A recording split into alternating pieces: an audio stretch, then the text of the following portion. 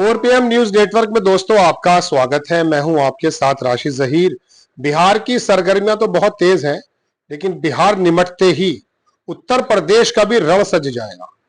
और जब बिहार उत्तर प्रदेश हिंदी बेल्ट की बात आती है तो आप जानते हैं कि असदुद्दीन ओवैसी और उनकी पार्टी के बारे में तमाम नेशनल जो मीडिया है ना, वो आकर के जिक्र करने लगती है कि ओवैसी साहब कहां जाए।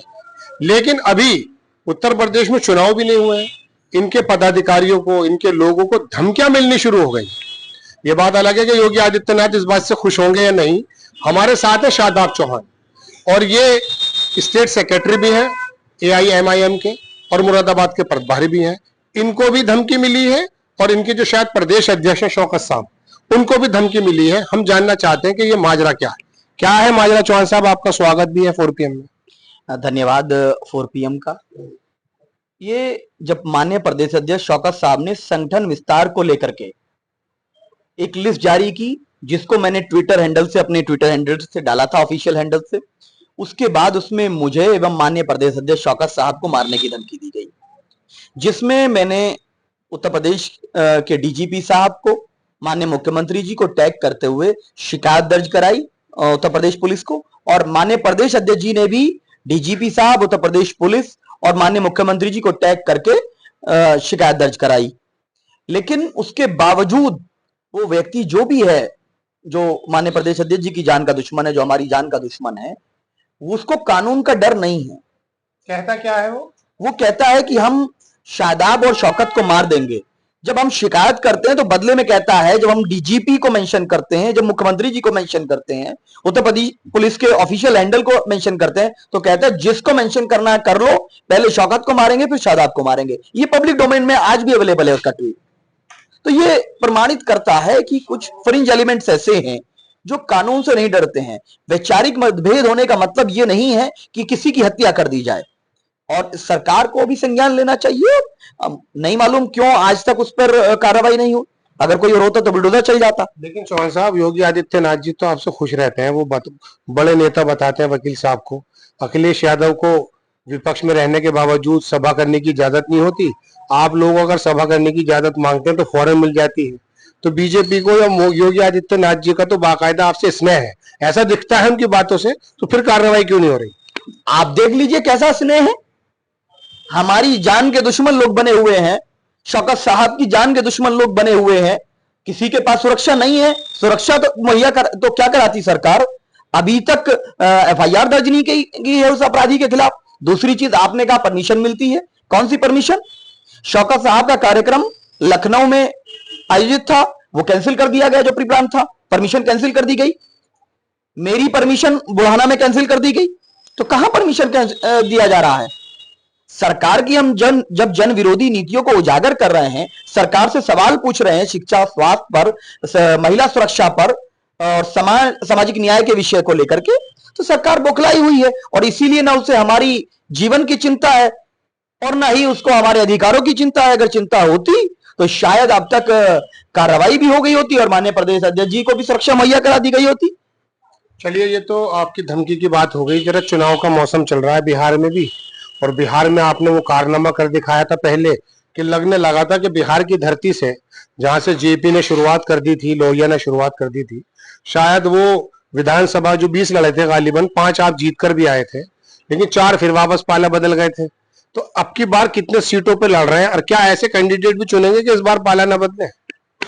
निश्चित, जो कुछ लोगों ने हमारे साथ धोखा किया, और जो RJD या ये इंडिया गठबंधन जो सो कॉल्ड INDA है, ये सब लोग कहते हैं जब बीजेपी के इनके विधायक ले लेती है या बीजेपी में विधायक चले जाते हैं कि लोकतंत्र की हत्या हो गई। जब MIM के विधायकों को लालच देकर के लिया गया, तो बताइए लोकतंत्र की हत्या हुई या नहीं हुई? जब हमारे साथ अत्याचार हुआ तो लोकतंत्र की हत्या नहीं बताते हैं, और जब इनके साथ इनके विधायक भागते तो बोलते लोकतंत्र की हत्या हो गई। हिपोक्रेसी खत्म करना पड़ेगा। दूसरी बात, MIM ने सीमांचल की आवाज उठाई। सीमांचल में मूल सुविधाएं नहीं है, उस विषय को उठाया। शिक्षा, स्वास्थ्य, रोजगार और इंफ्रास्ट्रक्चर, वहां पुल और बाढ़ प्रभावित क्षेत्र जो है, वहां के लोगों के जीवन को आसान करना हो, IT पार्क का मामला हो, ये सब मूल मुद्दे हमने उठाए। रोजगार के अवसर प्रदान करने का मामला हो, ये सब कार्य हमने किया है। वही आवाजें उठाई हैं। सीमांचल की जनता हमसे प्रेम करती है। ये विधायक तो भाग गए थे, लेकिन पार्लियामेंट का इलेक्शन जब एमआईएम ने लड़ा तो 3 लाख से ज्यादा वोट आए थे हमारे कैंडिडेट अख्तर उल इमान साहब को। कितनी सीट पे लड़ेंगे ये राष्ट्रीय नेतृत्व और प्रदेश नेतृत्व निश्चित तय करेगा, लेकिन ये स्पष्ट कर देना चाहते हैं कि मजलिस इत्तेहादुल मुस्लिमीन मजबूती से बिहार का चुनाव लड़ेगी। हम पूरी तरह से बिहार की जनता की आवाज उठाने के लिए प्रतिबद्ध हैं। सवाल तो पुराना है, लेकिन कुछ सीटों पे समझौता भी हो सकता है। वहां राहुल गांधी छाए हुए हैं वहां पे, और तेजस्वी यादव सारथी बने हुए हैं इस वक्त, तो आप भी सारथी बन जाएंगे? नहीं, हमारे प्रदेश अध्यक्ष अमोर के विधायक अख्तर उल इमान साहब ने लेटर लिखा था लालू यादव जी को एवं तेजस्वी जी को।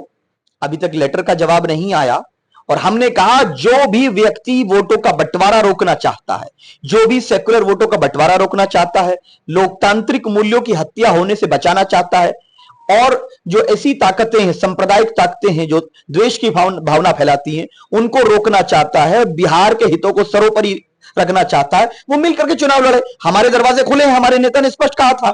अब ये उनको डिसाइड करना है कि उनकी पॉलिसी क्या है। क्या उनको सिर्फ हमारा वोट चाहिए, हमारी लीडरशिप नहीं चाहिए? तो अब ये नहीं चलने वाला। हम तो कंटेस्ट करेंगे इलेक्शन, और लेकिन हमारी ये जिद नहीं है कि हम आपके खिलाफ, हमारी लड़ाई आपसे नहीं है, हमारी लड़ाई भारतीय जनता पार्टी से है, लेकिन आप हमको कमजोर करने का षड्यंत्र रचोगे, हम ये भी स्वीकार नहीं करेंगे। चलिए बस आखिरी सवाल उत्तर प्रदेश से ले लेते हैं। हालांकि चुनाव दूर है और आप मुरादाबाद प्रभारी बना दिए गए हैं। सीमांचल में भी कई सीटों पे अररिया है, वहां किशनगंज है, 50-60% से ज्यादा मुस्लिम है, और यहाँ भी आपने मुरादाबाद का प्रभारी आपको बना दिया है। मुरादाबाद सीट पे भी 50% से ज्यादा मुस्लिम है। आप बांदा वगैरह बुंदेलखंड में क्यों नहीं जाते? ये मुसलमानों के एरिया में ही ज्यादा क्यों जाते हो? कौन से बुंदेलखंड के क्षेत्र में पार्टी काम कर रही है? शादाब चौहान को प्रभारी बनाया गया मुरादाबाद का। ऐसा नहीं कि बाकी जिलों में पार्टी के प्रभारी नहीं है। पार्टी पूरे 75 जिलों में कार्यरत है। हमारा संगठन का कार्य चल रहा है, और शौकत साहब के नेतृत्व में जिस प्रकार संगठन पे कार्य हुआ है, उनकी जो नेतृत्व क्षमता है, मैं उसको सराहना चाहूंगा। और ये बात स्पष्ट है कि 2027 में हम लोग एक बेहतर रिजल्ट लाने वाले हैं।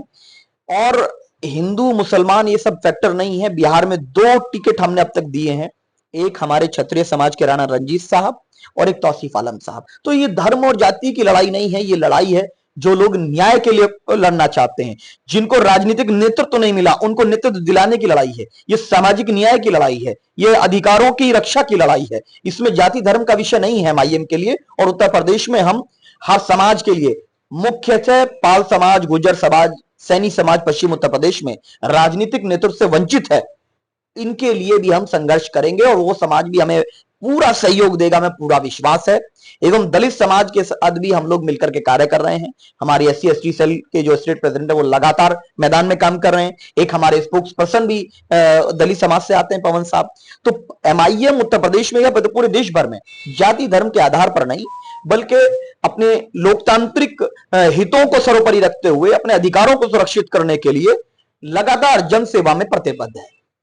बहुत अच्छी बात है। शादाब चौहान, उत्तर प्रदेश में धमकियां मिल रही हैं, हमने बात की, और ये बात भी सही है कि जब पूरे भारत को शायद बड़ी बड़ी पार्टियां उस वक्त बात करने से रुक गई थी, जब कतर में हमारे कुछ भारतीयों को फांसी की सजा हो गई थी, तो बोलने वाला लोकसभा में एकमात्र सदस्य यदि कोई था, इस तरफ मोदी सरकार का ध्यान दिलाने वाला यदि कोई था, तो वह असदुद्दीन ओवैसी साहब ही थे। इसमें कोई दो राय नहीं कि असदुद्दीन ओवैसी का विजन बहुत बड़ा है। तो चौहान साहब पर फिलहाल जो है, और शौकत साहब पर जो है, धमकियों का दौर जारी है। उत्तर प्रदेश के अंदर योगी आदित्यनाथ जी बिल्कुल चाहेंगे कि इसके बारे में कुछ एक्शन लिया जाए, क्योंकि ये सुरखरू होंगे, ये आगे बढ़ेंगे तो लोगों का ऐसा मानना है कि उनको फायदा पहुंचता है। कैमरामैन रियासत अली के साथ मैं राशिद जहीर, 4 PM के लिए।